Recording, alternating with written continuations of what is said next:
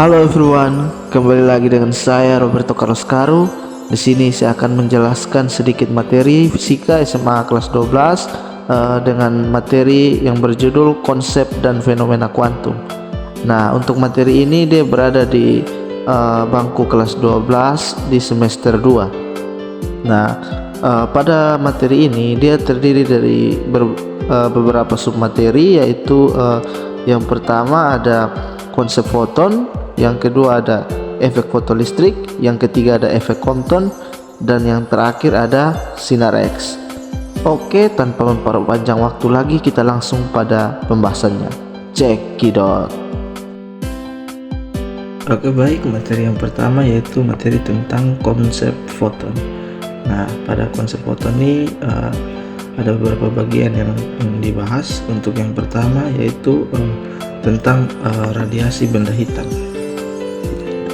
Jadi benda hitam itu adalah benda yang akan menyerap seluruh radiasi yang mengenainya, atau bisa disebut tidak ada yang dipantulkan, sehingga contohnya ketika kita menggunakan kaos atau pakaian berwarna hitam, itu saat terkena sinar matahari, otomatis sinar matahari atau cahaya tersebut akan terserap oleh baju hitam tersebut, sehingga tentunya kita akan merasakan panas yang lebih besar jika dibandingkan dengan saat kita menggunakan kaos yang berwarna lain, yang berwarna lebih terang, misalnya kaos berwarna putih.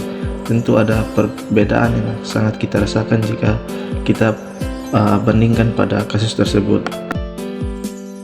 Kemudian radiasi ini yang dipancarkan benda hitam ini merupakan yang kita sebut dengan radiasi benda hitam.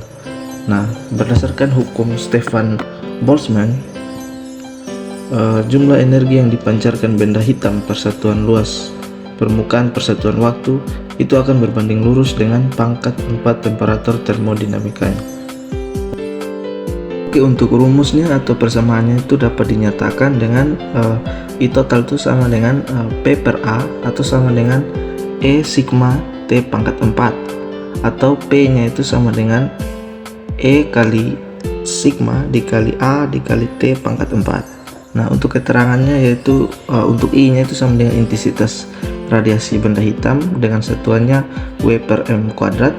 Kemudian P nya yaitu daya radiasi satuan watt. Kemudian A nya yaitu luas penampang satuannya M kuadrat. Dan kemudian E nya itu emivisitasi, itu E nya itu harus lebih besar dari 0 dan lebih kecil dari 1. Dan untuk sigmanya itu yaitu konstanta Stefan Boltzmann, yaitu nilainya 5,67 kali 10 pangkat min 8 dengan satuan watt meter kuadrat ini Kelvin pangkat 4. Nah, kemudian untuk T nya itu yaitu suhu mutlak benda dengan satuan Kelvin. Oke, yang pertama tadi radiasi benda hitam, berikutnya yaitu tentang hukum pergeseran Wien. Nah, pada hukum pergeseran Wien ini dia menjelaskan bahwa spektrum radiasi benda hitam pada suhu berapapun itu akan berkorelasi dengan spektrum pada suhu lainnya. Dengan kata lain, kita bisa menyebutkan bahwa jika bentuk spektrum pada suatu suhu diketahui, maka bentuk spektrum pada suhu lainnya itu dapat kita tentukan. Nah, Wien juga menjelaskan bahwa panjang gelombang untuk intensitas cahaya maksimum berkurang dengan meningkatnya suhu. Nah, hukum ini dinyatakan dengan persamaan atau rumus lambda M kali T itu sama dengan C. Nah, untuk keterangannya, lambda M itu sama dengan panjang gelombang maksimum dengan satuan meter, dan T nya itu sama dengan suhu mutlak benda dengan satuan Kelvin, dan C nya itu yaitu tetapan Wien, dan nilainya yaitu 2,9 kali 10 pangkat min 3 mili-Kelvin. Oke, yang berikut yaitu teori quantum Planck. Nah, pada teori quantum Planck ini adalah teori yang dikemukakan oleh Planck, itu berkaitan dengan cahaya. Nah, cahaya itu merupakan gelombang elektromagnetik, yaitu berupa paket-paket energi yang terkuantitisasi atau biasa kita kenal dengan kata diskrit yang tidak bermuatan, dan itu disebut dengan foton. Nah, energi satu foton itu dapat dirumuskan dengan persamaan, yaitu E sama dengan H kali F atau sama dengan H kali C per lambda. Atau untuk energi N foton itu dapat dirumuskan dengan ditambahkan saja N-nya, yaitu E sama dengan N kali H kali F atau sama dengan N kali H kali C per lambda. Nah, untuk keterangan persamaan di atas itu yaitu E-nya sama dengan energi foton dengan satuan joule, H-nya tetapan Planck yaitu nilainya 6,63 kali 10 pangkat minus 34 joule sekon.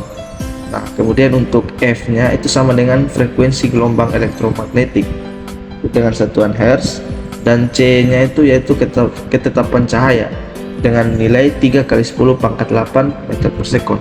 Sedangkan lambdanya yaitu panjang gelombang dengan satuan meter. Oke, kita masuk pada submateri yang kedua, yaitu tentang efek fotolistrik. Nah, pada efek fotolistrik ini pertama kita akan membahas tentang apa itu efek fotolistrik. Nah, untuk pengertian dari efek fotolistrik sendiri, efek fotolistrik itu adalah peristiwa keluarnya elektron dari permukaan logam itu karena adanya radiasi gelombang elektromagnetik. Nah, efek fotolistrik ini pertama kali ditemukan oleh Hertz. Untuk prosesnya bisa dilihat pada gambar.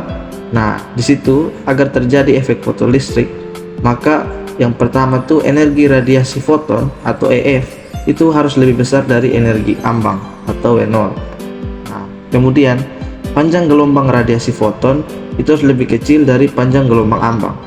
Nah, yang ketiga yaitu frekuensi radiasi foton atau F-nya itu harus lebih besar dari frekuensi ambang atau F0. Oke, setelah kita mengetahui pengertiannya, kita juga harus mengetahui apa itu energi ambang. Untuk energi ambang itu pertama kita lihat frekuensi ambang atau frekuensi batas. Itu adalah frekuensi terkecil gelombang elektromagnetik yang mengakibatkan elektron dapat lepas dari logam.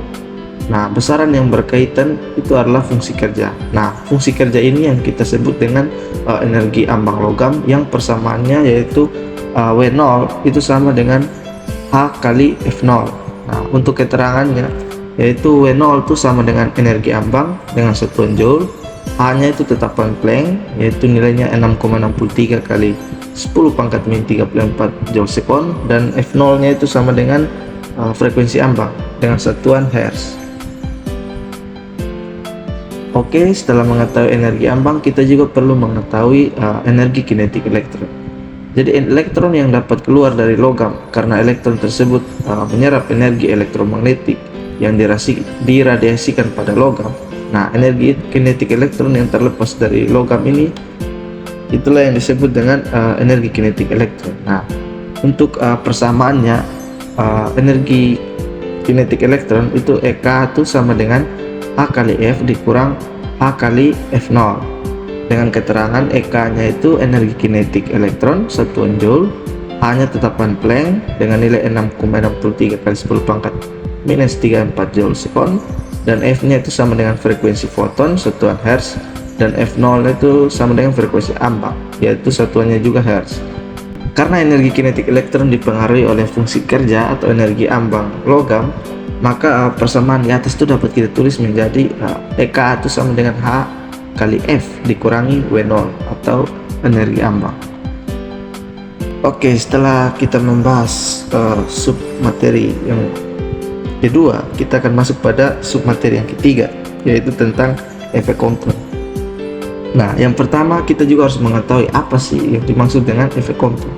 Nah, sebelumnya pada tahun 1923 Arthur Holly Compton itu menemukan kejadian menarik dalam eksperimennya. Nah, Compton itu melakukan eksperimen penembakan sinar X terhadap suatu material atau bahan, dan akibatnya itu terjadi sebuah hamburan seperti pada gambar yang kita bisa lihat pada video ini. Nah, berdasarkan hasil pengamatan, ternyata sinar X yang terhambur ini memiliki panjang gelombang yang lebih besar dari panjang gelombang sinar X semula. Nah, hal ini dikarenakan sebagian energinya terserap oleh elektron. Nah, jika energi foton sinar X mula-mula atau HF dan energi foton sinar X yang terhambur menjadi HF kurang HF aksen, dalam hal ini F lebih besar dari F aksen, Jadi, gejala Compton merupakan gejala hamburan atau efek dari penembakan suatu materi dengan sinar X. Oke, setelah kita mengetahui efek dari fotolistrik dan efek dari Compton, kita juga harus mengetahui juga tentang sinar X. Nah, untuk sinar X ini, pertama tuh kita harus mengetahui dulu apa sih yang dimaksud dengan sinar X. Sinar X sendiri itu merupakan suatu gelombang elektromagnetik dengan panjang gelombang yang cenderung sangat pendek tetapi memiliki energi yang sangat besar. Nah, sinar X ini juga mempunyai daya tembus yang sangat tinggi. Selain itu, sinar X juga memiliki kemampuan mengionisasi atom dari materi yang dilewati dan juga menjadikannya sebagai salah satu bentuk radiasi elektromagnetik. Selain untuk pengertiannya juga, kita harus mengetahui apa sih manfaat-manfaat dari sinar X, karena dalam kehidupan kita sinar X sangat banyak dimanfaatkan dalam berbagai bidang. Di sini saya hanya mengambil beberapa manfaat pada beberapa bidang, yaitu pada bidang kesehatan, bidang perindustrian, bidang riset dan ilmu pendidikan, dan bidang keamanan. Namun di sini masih banyak lagi, namun saya menjelaskan beberapa bidang yang menjadi manfaat dari sinar X. Yang pertama tuh di bidang kesehatan. Tentunya sinar X sangat bermanfaat di bidang kesehatan karena di situ kita dapat memanfaatkan sinar X sehingga kita bisa melihat bagian dalam tubuh tanpa harus melakukan pembedahan atau operasi. Kemudian kita bisa menemukan benda yang tidak sengaja kita telan atau masuk di dalam tubuh kita. Dan juga kita dapat memantau suatu jenis penyakit, misalnya seperti penyumbatan pembuluh darah, kanker tulang, kerusakan gigi, dan sebagainya. Itu untuk di bidang kesehatan. Kemudian untuk di bidang perindustrian itu ada beberapa manfaat. Yang pertama tuh sinar X ini dapat mendeteksi kerusakan mikroskopis pada komponen mesin-mesin industri. Kemudian juga sinar X ini bisa dijadikan sebagai alat pemantau itu untuk kualitas produk yang dihasilkan oleh sebuah industri. Nah, selanjutnya yaitu di bidang riset dan ilmu pendidikan. Nah, pada bidang ini sinar X ini biasa digunakan untuk mempelajari suatu struktur yang terdapat pada sebuah senyawa. Nah, salah satu contohnya untuk memeriksa struktur kristal contohnya. Yang berikutnya yaitu di bidang keamanan. Tentunya di bidang keamanan ini juga sering digunakan, yaitu digunakan untuk mendeteksi benda keras atau seperti benda tajam atau benda peledak untuk menjaga keamanan dalam sebuah, contohnya di bandara atau di beberapa tempat yang menggunakan alat deteksi untuk mengetahui ada senjata tajam atau senjata peledak. Oke, baik, mungkin sekian materi yang bisa saya sampaikan dalam video kali ini. Semoga apa yang saya sampaikan dalam video ini boleh bermanfaat bagi penonton sekalian, dan harapan saya semoga kita semua semakin mencintai fisika karena fisika itu sangat menyenangkan. Sekian dari saya, terima kasih.